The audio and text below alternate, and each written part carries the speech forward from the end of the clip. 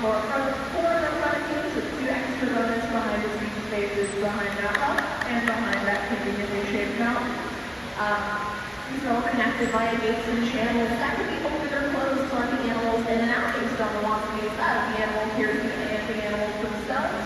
So there's belugas in here right now. We're going to be learning about them. There may not be belugas in this space by the end of that we are going to find out. Now, our trainers are actively engaging with our belugas. This is an excellent opportunity to discuss some of the behaviors that we're seeing. You may have already heard some of those vocalize of it. If not yet, then please keep an ear out. Belugas have been referred to as the canaries of the sea range of reasons, primarily for communication, primarily amongst each other, so you may hear them sing one of their trainers as well throughout this chat.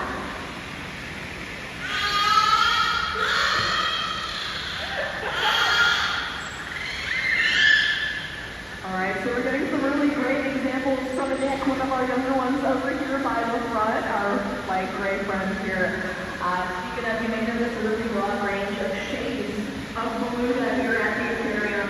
Now, most of those belugas are a bright white color. You can have some really big blue estuaries to find them out in the wild. The belugas are bright white. We have to guesses what they might be living in without the ocean. Maybe so, maybe not. Well, they're not going to be found in the tropics, that's for sure. The belugas are that bright white color to blend in with the snow and the ice of the far northern regions of our planet, ranging from spaces like Alaska, Russia, up to Canada, even Greenland. That being said, belugas don't spend their whole lives in those super cold spaces. They actually migrate down to temperate estuaries, like the one this space is based on and what it actually has. Estuary spaces where freshwater and saltwater mix are perfect beluga nurseries. So again, most belugas, bright white baby belugas, are not white baby belugas, are more dark gray. And we're going to listen not only with the mud and the rock, but also, adorably, to blend in with their mother's shadow. And Nick over here is on the younger side. He's no longer considered a calf. I want to say he's about 6 years old at this point. Trainer's not 6. Okay, yay! Alright. So you've got your 6-year-old, our 5-year-old, and our 1-year-old. Usually brings that test a little bit further down. So you keep an eye out for those different shades. Of course, like all animals, they develop at different rates. Even some of our older ones may have some streaks of gray. Unlike the humans, that's not a sign of elderliness, that's a sign of youth, which I think is beautiful.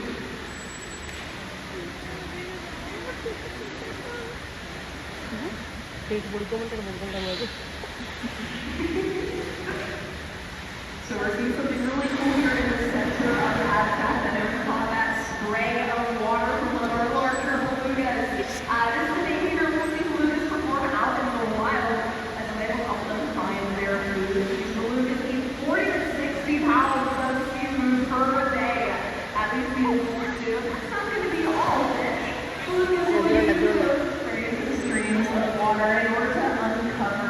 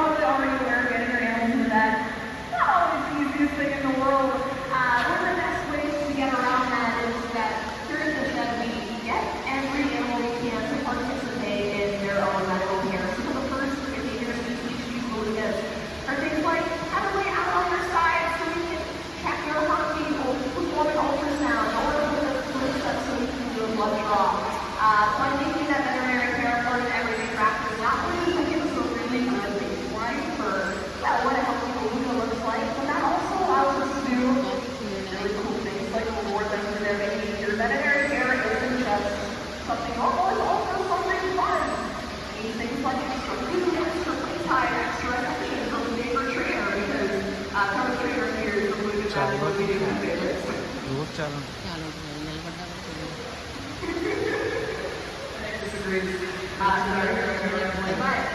Yes.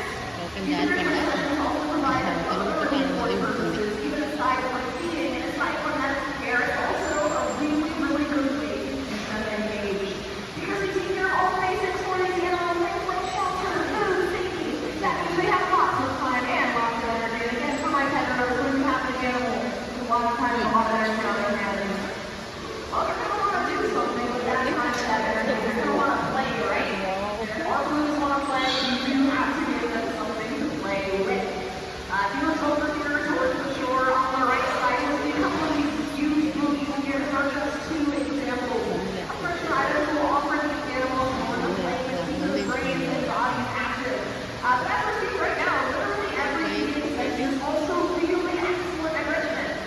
It's good exercise, and again, it serves to stretch the bonds between the trainers and the animals. And furthermore, it's those close bonds that allow us to do something really special very, very recently. As we go down the walkway, do keep an eye out for any light gray belugas with a big white notch behind their logo. Not to be confused with our friend Nick here, who's a light gray beluga with a white notch in front of his logo. That beluga I mentioned, the one notch behind the logo, that would be Beluga. Not too long ago, trainers noticed that Beluga was refusing to do any behaviors that involved her moving her neck, and also refused to do behaviors for any number of reasons. Maybe they're tired, maybe they're just not good at that day, okay? But if they're refusing something they previously had no problem with, that can be a really big sign to trainers that they should investigate deeper into something like the problem. So that's exactly what our trainers did. We performed one of the first CT scans on the Beluga.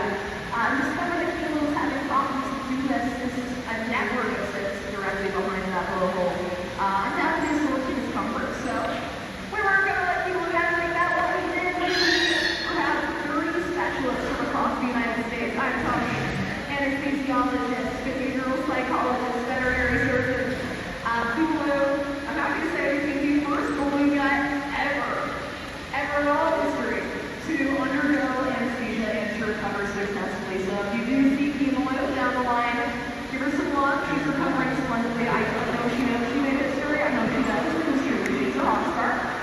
But that knowledge doesn't just stay here, right? Now that we know how that was moving in this way, that knowledge goes to other zoos, other aquariums, and even outputs who work with wild animals like the St. Lawrence estuary this exhibit is based on. So whenever you guys visit the zoo or aquarium, a nature center, a conservancy, anything like that, you are directly contributing to that pool of knowledge. So if you're here, you're already doing an amazing job of that, just like you're here to continue to learn places like this. You guys are doing an incredible service. So thank you all for stopping by today.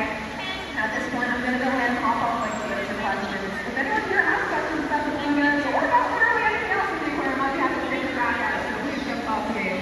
I will get to see about the animals until you're sick of me. That's promised it. So you guys get to have fun and support the rest of the aquarium. There's so much to see. This is Tuesday, so road is super late. Means you got all the time in the world to say hello to every single fish we got. So that's all today, y'all.